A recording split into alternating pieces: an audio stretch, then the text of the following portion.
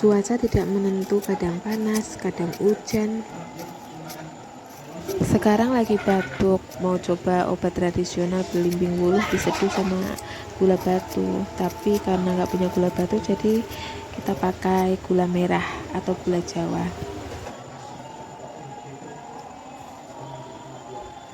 Waktunya diseduh, masukkan air panas mendidih.